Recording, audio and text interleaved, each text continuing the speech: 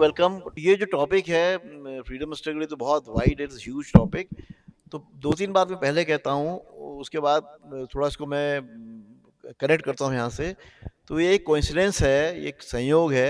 ये अल्मोड़ा जो है कल्चरल सेंटर तो है ही, ये फ्रीडम स्ट्रगल का भी हब रहा है। और जो ये ऑर्गेनाइज कर रही हैं डॉक्टर वसुधा पंत, इनके हस्बैंड के ग्रैंडफादर इस शहर के सबसे बड़े फ्रीडम फाइटर थे, Hargovind Pant, and he was the first member of parliament from Almora. He had just one term, he died by harness. तो एक ये संयोग कह लीजिए कि उन्हीं की पौत्र वधू जो हैं, उनके ग्रैंडसन की वाइफ जो है वसुधा, इसको करवा रही हैं। तो ये बिकॉज रीज़न ये था कि अल्मोड़ा बहुत पहले रॉयल कैपिटल था, जहाँ बैठे हैं ये राजधानी है। यहाँ के लोकल राजा, then the Gorkhas, then Britishers. और ब्रिटिशर्स ने रूल किया काफ़ी लंबे समय तक यहाँ पर, और 1815 से लेकर 1947 तक। तो यही उनका हेडक्वार्टर था, यहीं कमिश्नर बैठता था, यहीं कलेक्टर बैठता था। तो यहीं एजुकेशन भी आ गई। इस तरह जो कुछ भी एक्टिविटीज़ हुई हैं, चाहे दूर दराज भी हुई, तो वो इस इलाके में हुई। तो ये मैंने थोड़ा सा रेफरेंस आपको दे दिया कि इसकी मतलब इम्पोर्टेंस भी है, यहाँ पर आज हम कर रहे हैं। तो ये जहाँ स्थान पर बैठे हैं, इसकी भी अपनी हिस्टोरिक वैल्यू है कि यहाँ पर एंग्लो गुरखा वॉर, हाँ ये मैं भूल गया था कि एंग्लो गुरखा वॉर जो बहुत फेमस है, उसका एंड इसी जगह पर हुआ है। यहीं पर गुरखा आ रहे। अगर ये पुरानी बिल्डिंग में, अब तो इन्होंने थोड़ा चेंज कर दिया है, यहाँ पे कैनन्स के शेल्स के मार्क्स थे। तो हैवी पाउंडिंग विथ आर्टिलरी की ब्रिटिश ईस्ट इंडिया कंपनी द्वारा, विच वॉज एडेड बाय द इंडियन मर्सनरीज, और Gurkha surrender and then went back to Nepal. तो it was a very momentous occasion that war came to an end at this very spot where we are sitting. So now hand over the all thing to Queenie and Aparna. तो आप जिस पर focus करना चाहें, क्योंकि हमारे पास already late है, घंटे भर का समय है। तो फ्रीडम स्ट्रगल का कोई ऐसा एस्पेक्ट जिसको आप चाहते हो कि नए ढंग से डील किया जाना चाहिए? It's a very well documented thing. और अब तो 75 साल आज़ादी का अमृत महोत्सव मनाते हम थक गए। पूरे साल 2 साल आज़ादी का अमृत महोत्सव जो है। तो उसके बाद if you have anything new to add, you can add, please please go ahead. Aparna जो कि मेरी साथी इतिहासकार भी हैं और उन्होंने अभी रिसेंटली बहुत अच्छा काम इस एरिया में किया है जो कि रेवोल्यूशनरीज को लेके है। हम लोग ये रेवोल्यूशनरीज को ज़्यादातर जानते हैं, पहचानते भी हैं और उनको लेके एक रोमांच भी है, जिसमें से सबसे मशहूर जो हमारे रेवोल्यूशनरीज रहे हैं उनमें है चंद्रशेखर आज़ाद, भगत सिंह, राम प्रसाद बिस्मिल और बहुत सारे उनके सहयोगी जो कि इस रेवोल्यूशनरी मूवमेंट में रहे हैं। अगर हम इतिहास में देखें तो उन रेवोल्यूशनरीज का योगदान एक पर्टिकुलर टाइम पीरियड में ज़्यादा दिखता है। और जैसे कि अगर हम टाइम पीरियड्स देखें तो पार्टीशन ऑफ बंगाल में रेवोल्यूशनरीज का एक इमर्जेंस होता है। गदर के साथ रेवोल्यूशनरीज का एक क्रांतिकारी जो एक हम आंदोलन देखते हैं वो दिखता है।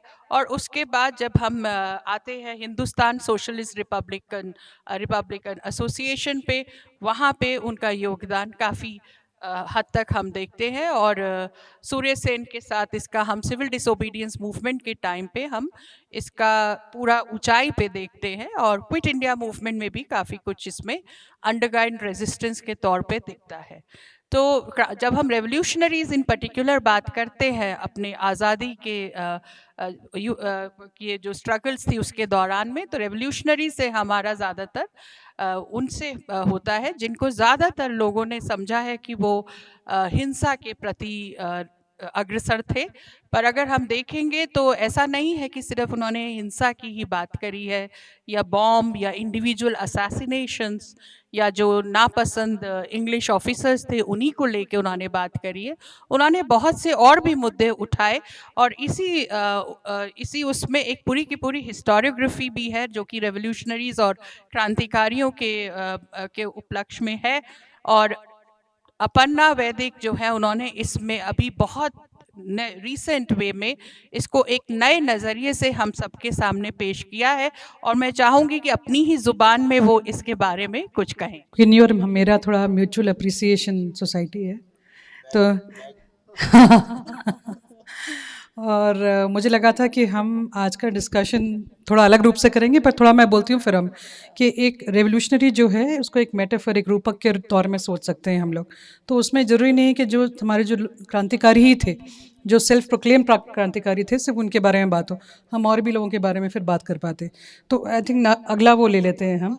अब जैसे मैं एग्जांपल दूं आपको, तो चंद सिंह गढ़वाली आपने सुना होगा, पेशावर एपिसोड। तो you belong to Uttarakhand, right? And Chandrasekhar Azad, when he was running away, he stayed at a place called Dogadda near Lansdowne. So that connection is there. Chandrasekhar Azad is one of the worst cases of mutiny. You can call it a mutiny. He refused to obey the orders, and for that he was exiled. So we can just self-proclaim. इसको भी बात कर सकते हैं. हाँ, कहाँ भवानी सिंह रावत का बहुत था. भवानी सिंह रावत का दुगडा से था, और हाँ. उन्होंने जब चंद्रशेखर आजाद कुछ अपना समय ढूंढ रहे थे हाँ. वहां से हटने के लिए, तो he was incognito there for a long time. तो ऐसे बहुत सारे इंसिडेंट्स आपको मिल जाते हैं. तो we can talk about that, you can go ahead, है ना. तो ज़रूरी नहीं कि हम उत्तराखंड स्पेसिफिक बोलें, we can speak on anything else, किसी पर भी बोल सकते हैं.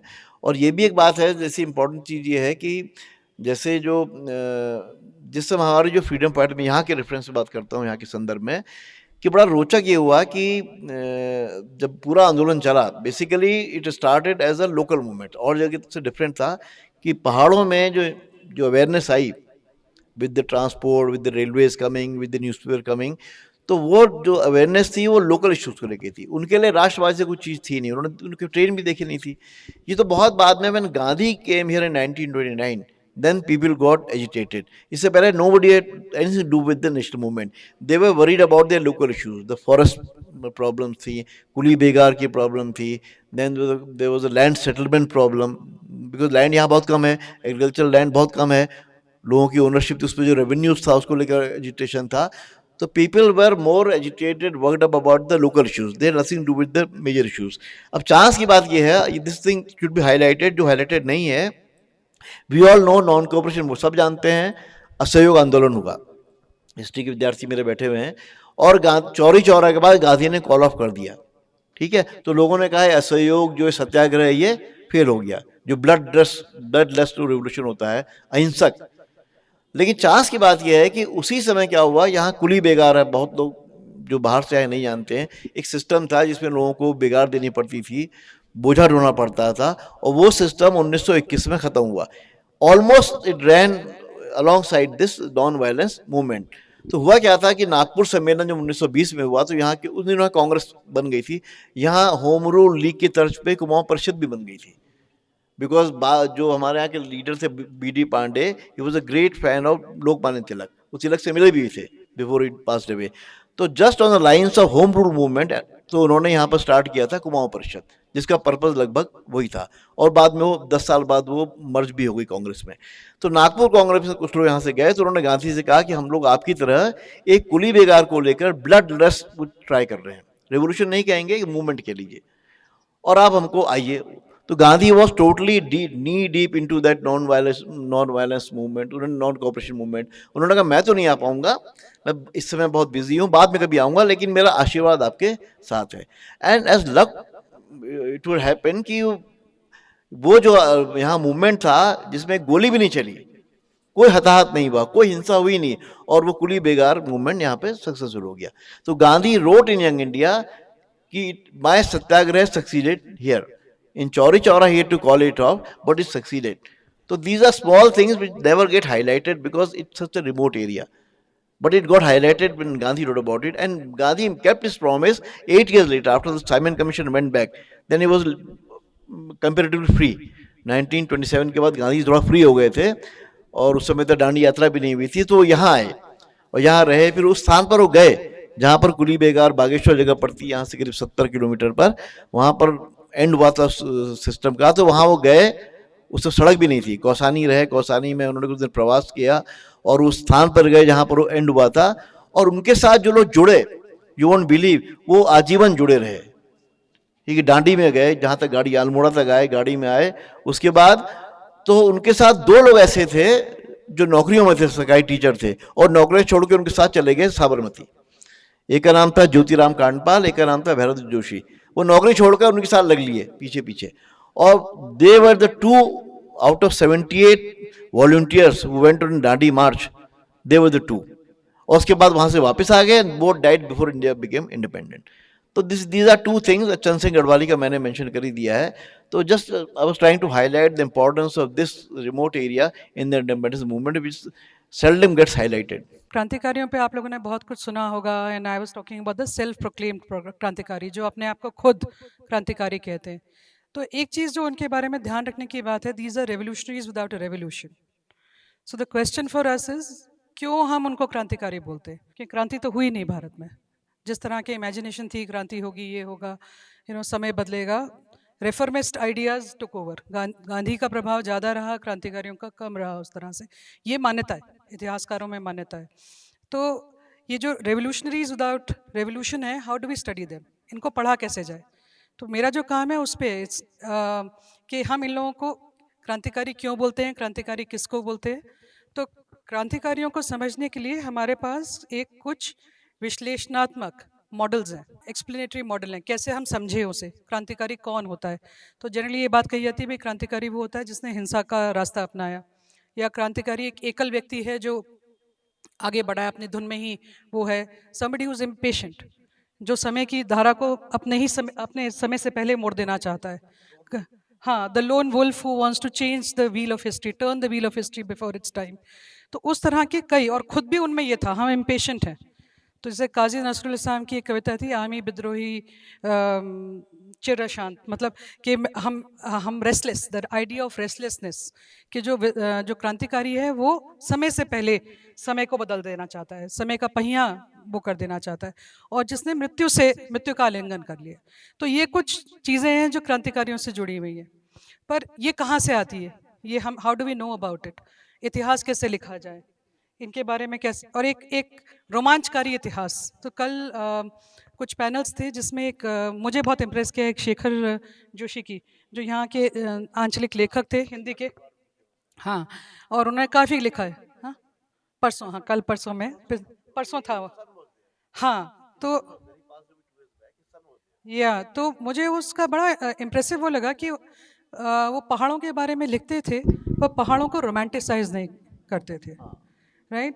अब क्रांतिकारियों के इतिहास के साथ ये है कि उनको रोमांटिसाइज करा जाता है, या and somewhere they become revolutionaries without violence. जैसे हिंसा का रास्ता अपनाया पर हमें उनकी हिंसा दिखाई नहीं देती है, because we are romanticising them.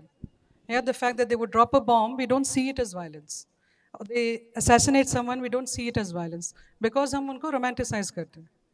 तो एक नॉन रोमांटिसाइज हिस्ट्री कैसे लिखी जाए? अच्छा, और इतिहासकार ना दो तरह के होते हैं. एक तो होते हैं चारण और भाट की तरह, जैसे राजस्थान में होते हैं ना, जो स्तुति करते हैं, है ना. वो जानते हैं आप चारण भाट? तो यहाँ अल्मोड़ा में पता नहीं क्या आप. राइट. तो वो जो रेजीम्स होती हैं, राजाएं होते हैं, उनकी स्तुति में लेखन करते हैं. और कुछ इतिहासकार होते हैं वो जो शादी में फुप्पा जी नहीं आते हैं, जो सारा आके खेल बिगाड़ते हैं, जिनको बुलाना भी पड़ता है पर वो खेल भी बिगाड़ते हैं सारा, है ना, रूठ जाते हैं, सारा डिस्ट्रॉय करते हैं. या एक इतिहासकार वो भी होते हैं जो विदूषक का काम करते हैं, जेस्टर का, जो वो कहता है जो कोई और नहीं कहता है, who speak the unspeakable, who से द अनसेएबल. तो थोड़ा क्रांतिकारियों के बारे में लेखन करने के लिए आपको विदूषक रूप होना ज़रूरी है, वेर यू से द अनसेएबल. एंड द अनसेएबल इज कि नॉन रोमांटिक हिस्ट्री कैसे होगी क्रांतिकारियों की, उनका आंकलन कैसे किया जाए. और जब हम वो करते हैं तो बहुत सारे हमारे जो फ्रेमवर्क्स हैं इतिहास लिखने के, एक राष्ट्रवादी फ्रेमवर्क जो है, जो हम कंटिन्यूसली रिप्रोड्यूस करते हैं अपनी राइटिंग में, हम क्रिटिसाइज करते हैं कि भाई सिर्फ राष्ट्रवादी लेखन ना हो, ऐसे ना हो, हाँ हमें सही में जो हुआ वैसे लिखना चाहिए. वो कहते जाते हैं पर साथ में वो अपने लेखन में राष्ट्रवाद को धीरे धीरे उसकी सेक लगाते जाते हैं लेखन में. तो कैसे उसको ना लिखा जाए, ये मेरे लिए ये प्रश्न था. और उसके लिए हमें कुछ ऐसे क्रांतिकारियों को भी देखने की जरूरत है जो समूह का, दल का हिस्सा थे, जो सिर्फ. Can you mention some of them? जैसे just for their benefit. हाँ, जैसे मनमथनाथ गुप्ता, नाम मतलब आप लोगों ने ये नाम ही नहीं सुने होंगे. विश्वनाथ वैशंपायन, इवन राजगुरु के ऊपर कोई मुकम्मल कोई अच्छी किताब है नहीं उस तरह से. हाँ, सूर्यसेन पे भी तभी बंगालियों ने काम करा है. हाँ, अच्छा, वन इंटरेस्टिंग साइड, कल्पना दत्ता, उनका ससुराल यहीं पर है, कॉमरेड पीसी जोशी का घर यहीं पर है, यहाँ से मुश्किल से 5 मिनट के रास्ते पे. तो she married comrade PC Joshi, the first secretary general of communist party of India, Kalpana Dutta. That's just an interesting side of that. Yeah, very interesting. And the younger sister Ruby Datta married another PC Joshi, who was director of Indian Institute of Economic Growth. So both PC Joshis, both marrying those bong girls. Yeah, very interesting. So then how do you write? तो क्योंकि हम क्रांतिकारी को एक एकल व्यक्ति के रूप में देखते हैं, द लोन वुल्फ. हम ये नहीं देखते कि वो समूह का हिस्सा था, तो जो कर पाए वो समूह की वजह से था. So I think my work I try to place them in a collective, कि एंड जब आप उसे कलेक्टिव में प्लेस करते हैं, उसको एक समूह का हिस्से के रूप में देखते हैं, तो आप थोड़ा उसको रोमांटिसाइज कम करते हैं, क्योंकि फिर उसके कई, जैसे चंद्रशेखर आज़ाद या भगत सिंह को या बिस्मिल को जब अपने समूह की दृष्टि से देखा जाता है, समूह के लोग उन्हें कैसे देखते थे, तो शायद हमें कुछ और देखने को मिलता है। एक राष्ट्रवादी दृष्टिकोण से आप उनको देख रहे हैं तो एक तरह की चीज़ देखने को मिलेगी, वो आपको वैसी वाली एक डैजलिंग फिगर मिलेगी। बट जब आप उनके साथियों की नज़र से उनको देखते हैं तो एक अलग रूप में भी वो दिखाई देते हैं। पर बात होती है किस किन साथियों का क्या हम पढ़ रहे हैं, किस तरह से इतिहास लिखा जा रहा है, तो उसके बारे में थोड़ा और बात करते हैं। वो मुझे लगता है थोड़ा क्वीनी को हाँ प्लीज, शी इज बीन बोलेंगे। Left out. No, no, I'm not at all left out. ये मेरा area of specialization नहीं है. And but I'm a historian, and of course हम लोगों की एक historiographical tradition होता है, जिसमें जैसे अपर्णा ने जिक्र किया कि राष्ट्रीय और नेशनल, एक नेशनल historiography भी हमारी, जिसमें कि इन सब जो ज़्यादातर जिनको रेवोल्यूशनरीज कहा गया या क्रांतिकारी कहा गया, उनको एक रोमांटिसाइज करा गया है, एक रोमांटिक वे में देखा गया है, एक उनको लेके एक सर्टेन सेलिब्रेशन ऑफ वायलेंस भी कहीं पे है, जो कि जिसको देखा गया है, क्योंकि कई बार ये बहुत जिक्र आया कि महात्मा गांधी ने जब राष्ट्रीय संघर्ष किया फ्रीडम स्ट्रगल का, तो उसमें उन्होंने अहिंसा पे बहुत जोर दिया, और कहीं पे अहिंसा को लेके भी एक प्रश्न वहाँ पे उस टाइम पे आ रहा था कि ये प्रश्न कि अंग्रेजों के गुलाम हम कैसे बने, अगर हम गुलाम बने तो उनके क्या कारण थे, और उसमें से ये भी कहा गया कि बहुत से कारण थे कि हम लोगों में एक दूसरे में यूनिटी कम थी, एक ये भी कहा गया कि हम अपने आप में कमज़ोर थे, एक इस तरह की भी धारणा आई गई। तो जो बहुत से क्रांतिकारी थे उसमें ये था कि वो कहना चाहते थे कि नहीं, हम कमज़ोर नहीं हैं, हम डायरेक्ट जो है कॉलोनियल स्टेट से मुकाबला कर सकते हैं। तो एक इस तरह का भी एक सेंटीमेंट था जो कि काफ़ी इम्पॉर्टेंट रहा। जब हमने पार्टीशन ऑफ बंगाल भी 1905 और 1907 में देखते हैं, तो एक एक्सट्रीमिस्ट और मॉडरेट्स के भी बीच में इसी बात की डिफरेंसेस आते थे कि नहीं, हम लोग इतने नरम नहीं हैं, बिकॉज अगर आपको ध्यान हो तो एक्सट्रीम जो मॉडरेट्स होते थे, फिरोज शाह मेहता एंड अदर, सुरेंद्र नाथ बैनर्जी, उनको कहते थे मेंडिकेंट्स, कि वो भीख मांग रहे हैं सरकार से। हाँ, पॉलिटिकल मेंडिकेंसी, तो हम भीख क्यों मांगेंगे सरकार से, एक तरह का सेंटीमेंट था जो कि एक्सट्रीमिस्ट ने अपना पोर्ट्रे किया, जिसमें बाल पाल एंड लाल जो थे, बाल गंगाधर तिलक और लाजपत राय और बिपिन चंद्र पाल, इन सब का इम्पोर्टेंट रोल रहा। उसी दौरान में लोगों को लगा कि नहीं, हम कायर भी नहीं है, हम कमजोर भी नहीं है, तो हमें आगे बढ़ के अपने देश के लिए अगर एक सैक्रिफाइस भी देना पड़े, अपनी जान की भी बाजी लगानी पड़े, तो हम लगाएंगे। तो इस तरह से वो रोमांस उनके अराउंड हुआ। उसके बाद जब एक दौर आया 1916 के बाद, जब महात्मा गांधी इंडिया वापस आए 1915 के एंड पे, और वो शुरू किया उन्होंने, तो उन्होंने मास मूवमेंट की तरफ हम सबको अग्रसर किया। और उसमें ये नहीं था कि अकेले उन्हीं का योगदान था, बहुत से और लोग भी उस टाइम पे बोल रहे थे मास मूवमेंट के लिए। तो गांधी जी का एक और उसमें था समझ कि अहिंसा सिर्फ वही कर सकता है जो कि कमजोर नहीं हो। He said that ahimsa is something which cannot be an act of cowardice, because ahimsa requires, non-violence requires lot of tolerance, endurance, self-sacrifice, not to commit violence in the face of violence which was being exercised by the colonial state.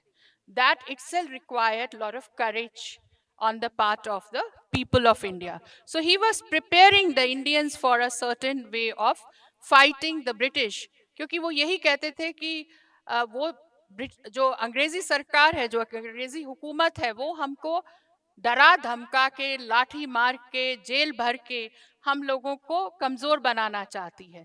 पर हम इसी चीज को उनकी तोड़ेंगे, हम लाठी से भी नहीं डरेंगे, हम जेल जाने से भी नहीं डरेंगे, और हम इसी तरह अंग्रेजी हुकूमत को, क्योंकि हम उनकी जो बंदूक है, कैनन है, उनका सामना नहीं कर सकते, पर हम अपने नॉन वायलेंस से उनका सामना कर सकते हैं।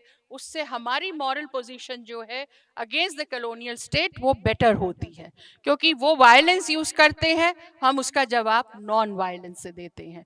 इस तरह की सोच थी। पर जब नॉन कोऑपरेशन मूवमेंट का अंत हुआ तो उस टाइम पे कुछ जो नौजवान थे, कुछ थे युवक भी थे, युवतियां भी थी, और भी बहुत थे जिन्हें लगा कि नहीं, इस तरह का अब्रप्ट एंड नहीं होना चाहिए था चौरी चौरा पे, और हमें इसे आगे लेके जाना है। क्योंकि उस टाइम पे ऐसा दौर भी आया जहाँ पे कॉन्स्टिट्यूशनल पॉलिटिक्स पे फोकस वापस होने लगा और लेजिस्लेचर में जाने की बात होने लगी आफ्टर द मॉन्टेक चेम्सफोर्ड रिफॉर्म्स। तो वो सारा उस टाइम पे मोतीलाल नेहरू और चित्तरंजन दास और इन सब का बहुत वो रोल रहा। स्वराजिस्ट हाँ, स्वराजिस्ट स्वराजिस्ट जो थे, तो उस टाइम में जो ये नौजवान थे ये चाहते थे कि हम इससे आगे बढ़ के कुछ करें।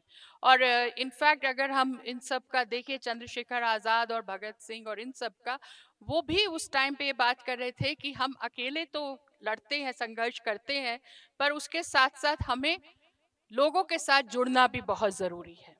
इनफैक्ट गदर का एक बहुत इंपॉर्टेंट इसमें पॉइंट था, विच अपर्णा वुड ऑल्सो, और आपको भी होगा ध्यान में, कि उन्होंने 14 पॉइंट दिए थे अपने गदर के, उसमें 14 पॉइंट दिए थे। लाला हरदयाल और राज बिहारी बोस और बहुत सारे लोग उसमें इन्वॉल्व थे, जिसमें से उन्होंने उस टाइम पे जो एक दो पॉइंट्स दिए थे वो आज की तारीख में भी उतने ही इंपॉर्टेंट है जितने उस टाइम पे थे। और उनमें से वो पॉइंट थे, पर कैपिटा इनकम इंडिया की लो है इन कंपैरिजन टू ब्रिटेन। ये मसला आज भी हमारे लिए इंपॉर्टेंट है।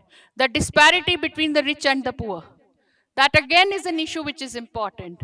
The difference and the marginalization for the working class, the peasantry, women and Dalits, the oppressed. तो ये सारे मसले, इसमें बहुत से ऐसे पॉइंट्स हैं जो कि बहुत रेलेवेंट आज भी हैं जितने कि वो उस टाइम पे भी थे।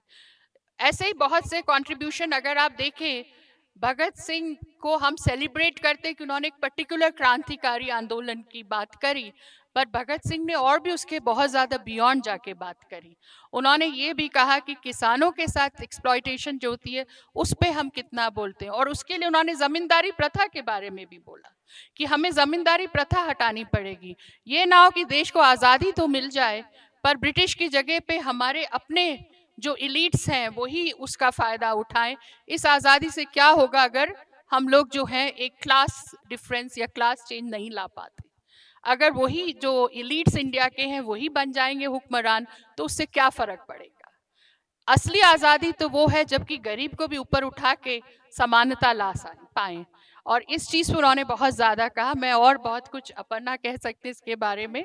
और एक बात जो अपर्णा ने बहुत इम्पोर्टेंट बात इसमें कही और मैं यहाँ कहना चाहूँगी कि उनके साथ और भी साथी थे जिनके नाम कहीं खो गए हैं, और ऐसा नहीं है कि उनके बारे में नहीं होना चाहिए संशोधन, उसके बारे में संशोधन होना, उस पर रिसर्च होना भी, शोध करना बहुत ज़रूरी है। और ऐसा भी हुआ कि कुछ, अगर आपको ध्यान हो कि उस टाइम पे बहुत सी मसले भी आए कि जब ट्रायल चल रहा था इन सब का, तो कुछ लोगों ने उनके खिलाफ भी गवाही दी जो क्रांतिकारी हमारे नेता माने गए।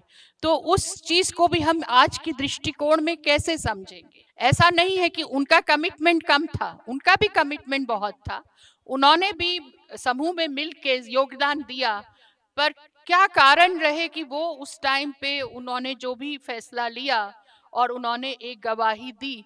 तो अपर्णा ने इस बारे में बहुत अच्छा तरीके से चर्चा किया है अपनी बुक में और अपने शोध में। मैं क्वीनी ने इससे पहले एक जो बात बोली थी उसके बारे में थोड़ा बोलना चाहती हूँ, दैट अगर आप and there I would like you to comment on Ambedkar, कि जब हम क्रांतिकारियों का इतिहास देखते हैं तो इन सम वेज वो थोड़ा इनकम्प्लीट रेवोल्यूशन है। इट्स इनकम्प्लीट, वो अधूरा है अपने आप में। हाँ, एक तो रेवोल्यूशन है ही नहीं, हाँ रेवोल्यूशन तो हुआ ही नहीं। तो एक तो कहानी, हम रेवोल्यूशनरीज विदाउट रेवोल्यूशन की कहानी कैसे लिखें, क्योंकि समूह में कुछ लोग हैं जो गन चला रहे हैं या बम फेंक रहे हैं, पर उनमें से कई हैं जो बम बना रहे हैं, उनमें से कई हैं जो पिस्तौल को मुहैया करा रहे हैं, कई हैं जो आपको प्रैक्टिस करा रहे हैं। हाँ, सो इसलिए समूह का जो वो है वो बहुत ज़रूरी है। बट मैं जो बात कहना चाह रही थी वो ये थी कि आप कास्ट के एंगल से देखते हैं तो कहीं ये बिल्कुल ही अधूरा इवन जिस तरह से बात हो रही है वो बात भी अधूरी लगती है, आइडियोलॉजिकली इनकम्प्लीट लगती है, क्योंकि जहाँ क्लास की बात हो रही है कि हाँ हाँ मासेस को मोबिलाइज करो और ये करो, पर एक मैं आपको उदाहरण देती हूँ। जैसे हम इतिहास लिखते कैसे हैं, हमारे स्रोत क्या हैं, तो बहुत सारा जो HSRA का जो पॉलिटिकल मटेरियल जो उन्होंने खुद लिखा था, हाँ जो कई पर्चे, सॉन्डर्स को मारा तो एक बिल चिपकाया, फिर कोर्ट में स्टेटमेंट दी, और भी कई उन्होंने पर्चे जारी करे, गांधी को लिखा और इस तरह से लेटर्स, तो ये सब हमारे पास बहुत सारा आर्काइव किया गया 1970 के दौर में। प्रोफेसर चमन लाल और प्रोफेसर बिपिन चंद्रा, इन सब लोगों ने मिलकर पूरा एक आर्काइव खड़ा करा। हाँ, और जिसमें जो कई बाद में उनके साथी कम्युनिस्ट हो गए थे, अजय घोष, शिव वर्मा इत्यादि, यशपाल जो एक बहुत फेमस हिंदी के राइटर थे, अज्ञे, ये लोग सब उनके बाद के दौर के, मतलब यज्ञ वगैरह, ये लोग they were not core but they were writing about all this, right. तो वो पूरा एक बड़ा भारी आर्काइव है जिसके थ्रू, जो जिसने एक फ्रेमवर्क तैयार किया जिसके थ्रू हम इतिहास लिखते हैं। लेकिन साथ साथ एक और आर्काइव है जो दिल्ली के, अब उसको हम प्राइम मिनिस्टर्स म्यूजियम, तीन मूर्ति बोलते हैं, लाइक पहले बोलते थे Nehru memorial museum library, now it's called prime ministers memorial library, something like that. तो उन लोगों ने लेट 1960 से लगभग 80 के दशक तक वो चला, एक ओरल हिस्ट्री प्रोजेक्ट चलाया, जिसमें उन्होंने तमाम जो क्रांतिकारी थे और राष्ट्रवादी लोग थे जिन्होंने स्वतंत्रता संग्राम में भाग लिया था, उनके इंटरव्यूज लिए। So it was known as the oral history project. और उन प्रोजेक्ट्स की जो रिकॉर्डिंग है वो हमें अवेलेबल नहीं है, पर उनकी जो ट्रांसक्रिप्ट है लिखित रूप में वो हमें पढ़ने के लिए अवेलेबल है। तो उसमें कई भगत सिंह के साथी और चंद्रशेखर आज़ाद, इन सबके साथियों की बहुत सारी ट्रांसक्रिप्ट्स हैं वहाँ पे, और वो पूरा एक आर्काइव है जो बहुत सालों तक अनएक्सप्लोर्ड रहा, almost like unused. And I think Kama Maclean पहली हिस्टोरियन थी, ऑस्ट्रेलिया में पहले रहती थी, अब जर्मनी में, उन्होंने सबसे पहले उसका इस्तेमाल किया। उसमें उनके जो एक साथी थे शिव वर्मा, उनकी एक ट्रांसक्रिप्ट है। हाँ, मैं उसका उल्लेख इसलिए दे रही हूँ कि मैं कास्ट के क्वेश्चन पर एक थोड़ा आपका ध्यान दिलाना चाहती हूँ कि कहाँ पर इट वॉज नॉट कंप्लीट, वो पूरा रास्ता नहीं जा रहे थे, गांधी भी पूरा रास्ता नहीं गए, and क्वीनी can say more about Ambedkar. सो उसमें वो बोलते हैं कि अलायंसेस बना रहे हैं वो, तो विघटन हो गया था HRA जो हिंदुस्तान रिपब्लिकन एसोसिएशन थी बिस्मिल की, काकोरी का कांड हुआ, उसके बाद काकोरी का केस चला तो विघटन हो गया था, वो स्टैंप आउट, और ऐसे ही होता था, इनके सेल्स बीच बीच में टूट जाते थे, फिर ये लोग आपस में एक दूसरे को ढूंढ ढूंढ के जोड़ लेते थे। तो उस समय ये लोग लगे हुए थे सारे सेल्स को नॉर्थ इंडिया में जोड़ने का, एंड भगत सिंह का प्लान था कि पूरे नॉर्थ इंडिया की एक बड़ी अलायंस बनाई जाए और वो सेलुलर जैसे काम करे, छोटे छोटे सेल्स हों, 5-5, 6-6 लोगों के बम बनाए करें। हाँ, और उसमें सेलुलर मैं जो शब्द इस्तेमाल कर रही हूँ उसका ना सेल्स छोटे छोटे, क्योंकि उसमें ये कि अगर एक आदमी पकड़ा गया तो उसके साथ 4 या 5 ही और पकड़े जाए, सारा पूरी ऑर्गेनाइजेशन वाइप आउट ना हो जाए। तो अगर इसके बारे में सेलुलर कैसे काम करता है क्रांतिकारी, अगर आपको सही में समझना है तो आप एक फिल्म देख सकते हैं, बैटल ऑफ एल्जियर्स। हाँ, यूट्यूब पर है, बहुत फेमस फिल्म है। उसमें मोरक्को में भेजा गया है, एल्जियर्स में भेजा गया है फ्रेंच कमांडर को एल्जीरियंस को दबाने के लिए। तो उसमें वो अपने पुलिस वालों को समझा रहा है कि भैया सेल को तुम्हें अगर पकड़ना है, लोगों को पकड़ना है, कैसे पकड़ोगे? तो बोर्ड पे खड़े होकर he is making this drawing of how the cellular nature of revolutionary cells work. तो एक आदमी 4 आदमी से ज़्यादा या 3 आदमी से ज़्यादा लोगों को जानता ही नहीं था, और सब एक दूसरे को पार्टी नेम से जानते थे। तो जब केस हुआ, जस्ट उदाहरण आपको दे रही हूँ कि केस हुआ तो किसी भगत सिंह का नाम था रंजीत, तो जिस आदमी ने मुखबरी करी, जिसने उसका नाम बताया, उसको उसका पार्टी नेम ठीक से मालूम नहीं था। हाँ, तो इसलिए उसकी गवाही फिर वो हो जाती है। तो ज़्यादातर लोग एक दूसरे को नहीं जानते थे तो पार्टी नेम से जानते थे। तो उससे ये था कि 2-3 लोग पकड़े गए तो सिर्फ वो साफ हुए, बाकी लोग चलते रहे। तो ये लोग अलायंसेस बना रहे हैं। तो शिव वर्मा कहते हैं कि पासियों से हम, पासी आप लोग जानते होंगे, हाँ, दलित कम्युनिटी के लोग होते हैं। तो 1921 में मदारी पासी, 1921 से लेके पूरे 20 तक मदारी पासी और उसका जो एक भाई था, उन्होंने उत्तर प्रदेश के हिस्से में, यूनाइटेड प्रोविंसेस में, अंग्रेजों के को हिला दिया था। ठीक है, देव पासी रिबेलियन बहुत फेमस है, लेकिन पढ़ा नहीं जाता है उतना, ठीक है ना, क्योंकि हमारा इतिहासकार और इतिहास दोनों ही सवर्ण हैं, ठीक है ना। तो और वो है, वो सत्य है, आपकी पैनल भी पूरी सवर्ण है, राइट। तो उन लोगों के साथ अलायंस बनाना था, तो अल्टीमेटली अलायंस नहीं बनाते वो लोग, और कारण क्या देते हैं कि पासी लोग ऑर्गेनाइज नहीं है। हाँ, पासी लोग, इनके the ranks are uncivilized and they will be like behaving badly, या so we should not ally with them. So here was a chance for the revolutionary movement to actually engage with caste at a local level, real. हाँ, वो नहीं हो पाता है. They forgo that chance. So लेकिन फिर कहा जाएगा अरे अरे वो तो वो ऐसा प्ले का आयोजन करते थे, उसके साथ मांस खाया. एग्जाम्पल्स देते हैं. But actually रियल में एक्शन में क्या हो रहा है? Is change happening? Is revolution really being enacted? No, it's not. Revolution is at the level of ideas. Yeah, or at the level of action in the sense of throwing a bomb or using a gun. तो थोड़ा उसके बारे में कि it's and that's how you de-romanticize history. हम romanticise इतना कर देते हैं कि उस इतिहास की जो लिमिटेशंस हैं उसको हम देखना ही नहीं चाहते. अरे भैया भारत माता का सपूत एक बार वो डिक्लेयर हो गया उसके बाद हम लोग कुछ और नहीं देखेंगे. वो फ्रेमवर्क बन जाता है और वो इतिहासकार का भी विश्लेषणात्मक खाका बन जाता है. उस खाके के बाहर आप इतिहास देखेंगे ही नहीं. इसलिए और अगर आपको मेरी बात ना भी अच्छी लगे तो आप उसको एक विदूषक के द्वारा कही गई बात के रूप में सुन सकते हैं. Right, it's the saying the unsayable and something that is you can just easy to reject also. बहुत अच्छी बात है आपने की. देखिए जो हमारे इतिहास के बच्चे भी बैठे हुए हैं, भगत सिंह की बात आपने की ना, कभी आपको किताब मिले भगत सिंह पत्र और दस्तावेज, पतली सी किताब है, चमनलाल का नाम नहीं लिया, आप देखिए उस आदमी को जिसकी की छोटी उम्र में फांसी लग गई, जो जेल में उसने किताबें मंगा के पढ़ी हैं, जो उसका लिस्ट है, जो जेलर से कहता है मुझे किताब में ला के दीजिए, मतलब पूरा मार्क्स के बाद उसने पढ़ा, और जो किताबें सोचिए आदमी डेथ रो पे है जिसको मर जाना है कुछ दिनों बाद, वो किताबें कौन सी मंगा के पढ़ रहा है. जस्ट इमेजिन भाई, और लोग तो गीता पढ़ रहे हैं, कोई रामायण पढ़ रहा है, कोई कुछ पढ़ रहा है, वो ऐसी किताब उसकी लिस्ट है, चमनलाल ने दी थी. The books he order asked the jailer to provide him. This wonderful thing. तो आप लोग जो बच्चे यंगस्टर्स हैं, मेरे पास भी रखी हुई है, मैंने भी नेशनल बुक ट्रस्ट से छापी है, वो भगत सिंह पत्र और दस्तावेज, जरूर उसको पढ़िएगा. वो पत्र हैं उसके, और जिस पत्र में इन्होंने बात की एग्रीकल्चर की बात की, और उसमें है कि मैं भूल गया उसका, मैं सत्याग्रह को डिफाइन करता है, वो गांधी के सत्याग्रह को सत्य के लिए आग्रह ऐसे करके डिफाइन करता है. तो अपना उसने बताया कि मैं ऐसा क्यों कर रहा हूँ. It's very very revealing. और एक बात जो रोमांटिसाइज करने की बात थी, जो आपने कहा ना हम बड़े रोमानी चश्मे से देखते हैं उसको, एक एग्जाम्पल जो हमारे लिए बहुत रेलेवेंट है, चंद सिंह गढ़वाली का नाम सब जानते हैं. हुआ क्या कि चंद सिंह गढ़वाली, मैं बहुत भी बता दूं, ही was a havildar with the royal Garhwal rifles, और जिसने पेशावर में खुदाई खिदमतगारों पे गोली चलाने से मना कर दिया. He was a small fry, but he was commanding that platoon, that it was not a very such a big thing as it was made out to be. हाँ, अहम था, वही तो मैं कह रहा, तो रोमांटिसाइज हुआ.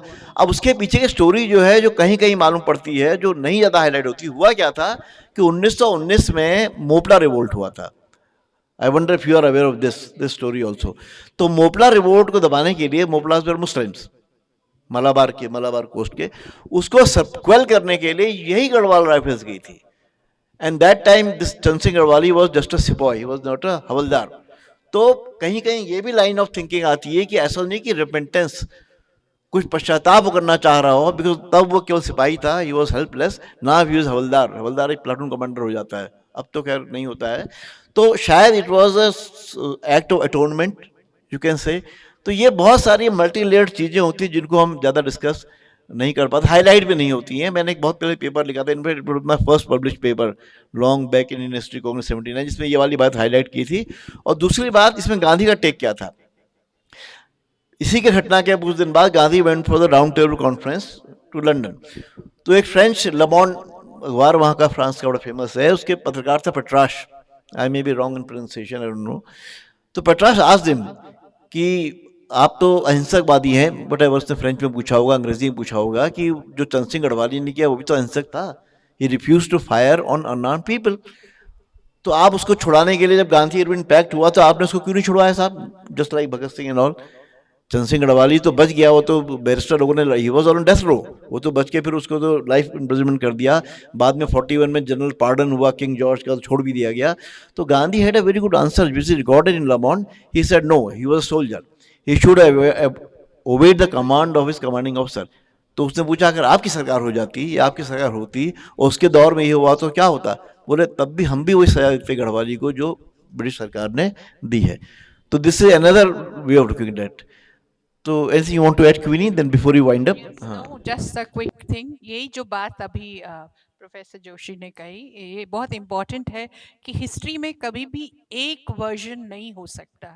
देर are multiple ways of understanding history, what we call interpretations in history. तो हम कहें कि एक ही जो इंटरप्रिटेशन है वही सब कुछ है, वो भी सही नहीं होगा, क्योंकि हिस्ट्री जो है वो ह्यूमन बीइंग से डील कर रही है, human emotions, human feeling, human motives, lots of things. और कभी भी ह्यूमन मोटिव को हम एक किसी उसमें नहीं डाल सकते कि नहीं यही बस एक मोटिव रहा होगा जिस वजह से उसने एक्ट किया. There are so many reasons why a particular event takes place और why a particular individual acts in a manner as they do. तो हिस्ट्री में हम कभी भी किसी के ऊपर जजमेंट नहीं दे सकते. आज के इतिहासकार जो हमारे इस टाइम कंटेम्प्रेरी हिस्टोरियंस हैं, वो कभी जजमेंट नहीं पास करते हिस्ट्री में. उनको पता है कि कुछ चीज़ें हैं जो कि हम आपके सामने पेश कर सकते हैं अपने शोध से, पर वो पेश करके हम आप ही के ऊपर एज रीडर्स, एज ऑडियंस और एंड स्टूडेंट्स ऑफ हिस्ट्री, आप उसे अपने तरीके से समझिए कि हम आपसे क्या कहना चाह रहे हैं. कई बार हमारी भी अपनी वॉइसेस जो होती हैं वो बहुत ज़्यादा बाहर नहीं आती हैं, ओपिनियंस और voices, because it is very important कि मैं आपके सामने अपनी शोध लाऊं, अपनी रिसर्च लाऊं, उस बेसिस पे आप उसको समझें आप जैसे समझना चाहते हैं. हो सकता है एक पर्टिकुलर उसमें भी एक पर्सपेक्टिव दिखेगा जो कि ओवर्टली नहीं कहा गया, पर अपने तरीके से उसमें भी बहुत कुछ कहा गया है जो कि सोर्सेज के ऊपर बेस्ड है, क्योंकि history is a historian deals with sources. Sources के बगैर हम नहीं बोल सकते. एक न्यूज़पेपर जर्नलिस्ट कुछ हद तक कर सकता है, पर a historian has to go with the sources which are available to them. And sources में मल्टीप्लिसिटी हो सकती है. डॉक्यूमेंट्स पे बहुत ज़्यादा जोर रहा है हिस्ट्री में, पर आज की तारीख में हम सिर्फ डॉक्यूमेंट जो कि रिटन होते हैं उन पे नहीं डिपेंडेंट होते हैं. पास्ट में हिस्ट्री की बायस रिटन पे भी रही है, पर हम आज की तारीख में सिर्फ रिटन डॉक्यूमेंट्स नहीं देखते. हम बहुत सारे बिल्डिंग्स भी हैं, डायरीज हैं, मेमोज हैं, जर्नल्स हैं, मैप्स हैं, फोटोग्राफ्स हैं, lots of folk tales and legends which need to be used with care, because they are not actually history, but because history deals with time and change. तो time and change को अगर हमें समझना है तो फोक में कई बार हम लोगों के लिए चैलेंजेस आते हैं, but how to look up those tales, those folk legends, वो भी अपने आप में बहुत इंपॉर्टेंट हो जाता है. क्योंकि जितना आप देखेंगे India freedom struggle also, Gandhi ji को लेके महात्मा कहाँ से आया.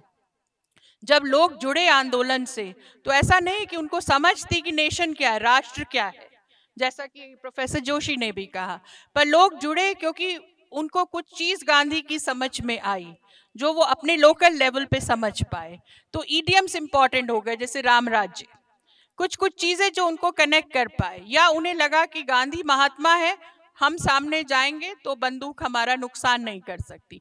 एक विश्वास था महात्मा के ऊपर, जिस तरह से उनका वेशभूषा थी. तो उसी तरीके के बहुत सी चीजें जो हैं, रोल जो कि Shahid Amin and others have written about role of rumour, कि कैसे र्यूमर के थ्रू बहुत सी चीजें जो थी एक गांधी को लेके एक उनके बारे में बहुत कुछ प्रचार हुआ. और एक पॉपुलर मेमोरी हमारे जहन में है बहुत से हमारे जो फ्रीडम फाइटर्स हैं उनको लेके भी एक वो रोमांटिक पॉपुलर मेमोरी है. पर हमें इसमें ये भी समझना पड़ेगा, जब हम इतिहासकार देखते हैं और जिसको professor Aparna is talking about, कि historian has to critically look at it, हमें उसको थोड़ा सा डी रोमांटिसाइज करना पड़ता है. ऐसा नहीं है कि गांधी को लेके सब कुछ जो कहा हुआ सही हुआ, या जो नेहरू ने कहा वो सही हुआ, या इसमें अपने में भी इन सब में डिफरेंसेस थे. और अंबेडकर और गांधी का अपने में बहुत बड़ा डिफरेंस रहा है आइडिया ऑफ अ नेशन को लेके. उसमें भगत सिंह का एक अपना कंट्रीब्यूशन था आइडिया ऑफ नेशन, कि हमें कैसा देश चाहिए आज़ादी के बाद, आज़ाद भारत कैसा होना चाहिए. ये भी एक बहुत बड़ा प्रश्न था जिसमें अंबेडकर के अपने कुछ थे, जो कि अपर्णा ने जिनका जिक्र किया, कि जातिवाद को इंडियन नेशनल मूवमेंट में बहुत हद तक नहीं करा गया डिस्कस, पर जातिवाद एक बहुत बड़ा विषय है जिसको लेके आज भी these are the unresolved questions of an independent India which we all need to resolve. वो अभी तक हुआ नहीं है रिजॉल्व, और ये सारी चीजें हमें आज एक इंडिपेंडेंट इंडिया को लेनी पड़ेंगी. तो ये बहुत से क्वेश्चंस है जो फ्रीडम फाइटर्स और फ्रीडम स्ट्रगल में अनरिजॉल्व रह गए, पर आज कम्युनलिज्म का एक और इशू है जो कि अनरिजॉल्व रह गया है, और उसको भी हम अभी तक उस तरीके से नहीं रिजॉल्व कर पा रहे हैं। तो ये फंडामेंटल क्वेश्चंस हैं जो हम सबको समझने और देखने पड़ेंगे, और इसी पे अम्बेडकर ने कई बार जोर दिया कि आप ये सब बातें कर रहे हैं, पर जो सवर्ण जाति है, प्रॉपर्टी उनके पास है। जब तक प्रॉपर्टी उनके पास है तो कैसे नीची जाति को, दलित को एम्पावरमेंट मिलेगी? एडुकेशन एक चीज है, तभी वो रीडिस्ट्रीब्यूशन ऑफ प्रॉपर्टी की भी बात होती थी। ये सब चीजें, इसीलिए उनका महात्मा गांधी से डिफरेंसेस थे कि गांधी उस चीज को नहीं डिस्कस करना चाहते थे। वो अनटचेबिलिटी को बोलते थे, हरिजन उसको बनाया, पर उस पर भी ऑब्जेक्शन था अम्बेडकर जी का। तो ये सब चीजें हैं जो कि मसले आज हम जो हैं आजाद हिंदुस्तान में जो बैठे हैं उनको समझने पड़ेंगे, कि इन बारीकियों को समझना पड़ेगा। पर अनफॉर्चुनेटली इतिहासकार से ज्यादा इस पे पॉलिटिकल रेटरिक्स, प्रोपेगेंडा और नेतागिरी और पॉलिटिक्स बहुत ज्यादा हो रही है। इतिहासकार को नहीं समझने की जगह या हिस्ट्री को कंडेम करके वो ये चाह रहे हैं कि हम जो पॉलिटिकल प्रोपेगेंडा है उसको उभारें, वो सही नहीं है।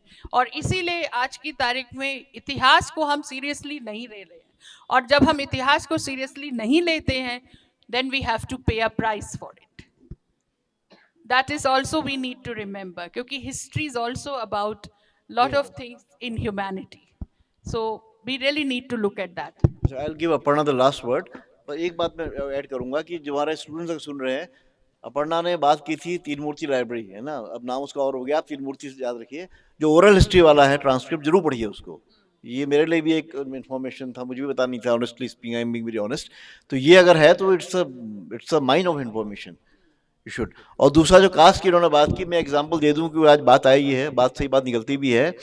तो यहाँ पर क्या हुआ कि ये जो कांग्रेस के हर जगह पॉलिटिक्स होती है, और जैसा कहा पॉलिटिकल पार्टीज में सवर्णों का ही वो था। तो एक दुर्गा सिंह रावत हुआ करते थे जो मजिस्ट्रेट थे, पढ़े लिखे थे, उस जमाने में हाई स्कूल पास मजिस्ट्रेट हो जाया करता था, मुंशियारी के रहने वाले थे, जहाँ के नैन सिंह हैं उन्हीं के बिरादर थे दुर्गा सिंह रावत, ठीक है। और वो ट्राइबल, शेड्यूल ट्राइब्स। तो हुआ ये कि सबसे पढ़ा लिखा आदमी है और एसडीएम की नौकरी छोड़ के कूदा है। ये बात बहुत लोगों को पता नहीं होगी और ये कहीं लिखा भी नहीं गया है, अब लिखने में डरते भी है ना लोग असल में। तो हुआ क्या, ये मुझे किसी फ्रीडम फाइटर ने बताई जो अब नहीं है, जो उस समय थे, तो उस समय वो यंग थे। तो उन्होंने कहा भाई, लोगों ने कहा कि अगर ये इसको तुमने कांग्रेस का अध्यक्ष बना दिया कुमाऊं का, तो लोग इसके हाथ को पानी भी नहीं पियेंगे, खाना भी नहीं खाएंगे, तो आपका पूरा फ्रीडम स्ट्रगल जो है बोल जाएगा। So he was not made the Congress president of the Kumaon, whatever, just because, though he had left his government job, secure government job, to participate in the freedom struggle. ये है। Now Aparna, it's up to you. So जो oral history transcript मैंने बोला, शायद वो जयदेव कपूर, एक और उनके सहयोगी थे, शायद उनका था। I am getting a little mixed up because I remember this is publicly being recorded also, like I shouldn't get my reference wrong. So it could be Shiv Verma और Jaidev Kapoor, either of them, दोनों ही भगत सिंह के एसोसिएट थे। हाँ, तो एक मैं आपको उदाहरण और देना चाहती हूँ, drawing on what Queenie said about communal angle in our history and how does it relate to revolutionaries, और उसको हम देखते हैं अगर तो कैसे डी रोमांटिसाइज करते हैं इस इतिहास को। अब दिल्ली में देखिए, जरूरी नहीं है गढ़वाल में सब कुछ, लाइक कुमाऊं में सब कुछ हो। दिल्ली में देखिए, दिल्ली में से आने का ना, दिल्ली में शोर बहुत होता है, हम लोग बहुत सारे राजनीतिक और सांस्कृतिक शोर में वहाँ घिरे रहते हैं। हाँ, और हम भूल जाते हैं कि आंचलिक इतिहास है, आंचलिक वो सब है। तो it's a good reminder for me. So I am just saying, Delhi में एंटी सीए एनआरसी प्रोटेस्ट काफ़ी ज़ोर से हुआ था, ठीक है। तो उस प्रोटेस्ट में मेरा जो रुचि थी, एक तो एज अ कंसर्न सिटीजन, हाँ, शाहीन बाग की, तो मेरे एज अ कंसर्न सिटीजन उसमें रुचि थी, और साथ ही मेरी इतिहासकार के रूप में भी थी, क्योंकि इतिहास हम लिख रहे हैं, आज के जो हमारे प्रश्न होते हैं कई इतिहास के, वो आज के प्रेजेंटिस्ट होते हैं, आज के समय से आते हैं। तो वहाँ पर मैं क्रांतिकारियों के जो इमेजेस थे, फोटोज़ थे, वो देखती घूमती थी। तो एक जो बहुत बार बार आता था वो था अशफाक उल्लाह और बिस्मिल का। तो बिस्मिल और अशफाक की दोस्ती, इसको बार बार इसके बारे में बोला जाता था, just to deromanticise a little bit. या now how does Bismil actually talk about Ashfaq Ullah in his writings? वो अपने लेखन में अशफाक उल्लाह के बारे में कैसे बात कर रहे हैं? बिस्मिल अपने आप को स्टॉन्च आर्य समाजी बताते थे, ठीक है, नियम से रहते थे, संध्या करते थे, हाँ, और हिंदी को प्रमोट करते थे, ठीक है, हम रेवोल्यूशनरीज को कभी राइट विंग से एसोसिएट नहीं करते. I am not saying he was a right winger, but think about it, right? And then he is saying कि देखो अशफाक मेरा दोस्त है और शुद्धि में भी पार्टिसिपेट करते थे, और शिव वर्मा जो बाद में कम्युनिस्ट हो गए वो भी शुद्धि में पार्टिसिपेट करते थे.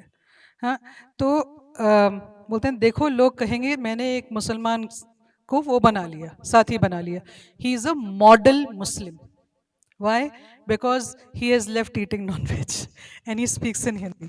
Okay, so I'm just saying that friendship, वो जो दोस्ती थी उसका आधार था अशफाक का अपना मुसलमान पना छोड़ना, right? It was not, अगर वो मुसलमान रहता in the way Muslim people understood, then वो दोस्ती मान्य नहीं थी. ठीक है, तो आप ये देखिए वो किस तरह से अपने दोस्त के बारे में बार बार बात कर रहे हैं. हाँ, and that is held up by in history, अब आज के दौर में, कि वो दोस्ती थी. पर उस दोस्ती को अगर आप रियली इंटेरोगेट करते हो, देखते हो उसमें क्या था, तो खुरच के थोड़ा सा वो है ना, हम लोग वी आर द आके पार्टी पूपर्स, हम लोग सारा मज़ा ख़राब करते हैं गलत बात बोल के. तो जब आप उसकी परत हटाते हो तो दिखता है कि शायद वहाँ पे कुछ और भी था. Right? So So do you just think for he us was to think. patronizing? Absolutely. It was very patronizing way that he writes about Ashfaqullah, right? So थोड़ा सा डीरोमांटिसाइज करना ज़रूरी है हमारे इतिहास को. और जो ये राष्ट्रवाद का जो बहुत लाउड ढोल बज रहा है, उसको भी थोड़ा, like I am just hoping that also helps us understand जो ये नॉइज बन गया है, excessive sound of the rationalism और राष्ट्रवाद, उसको आप कैसे डीरोमांटिसाइज करेंगे अनलेस आप अपने पास्ट को थोड़ा डीरोमांटिसाइज करेंगे, देखेंगे. Yeah. So thanks, Professor Queenie, Professor Aparna. It has been a pleasure talking to you.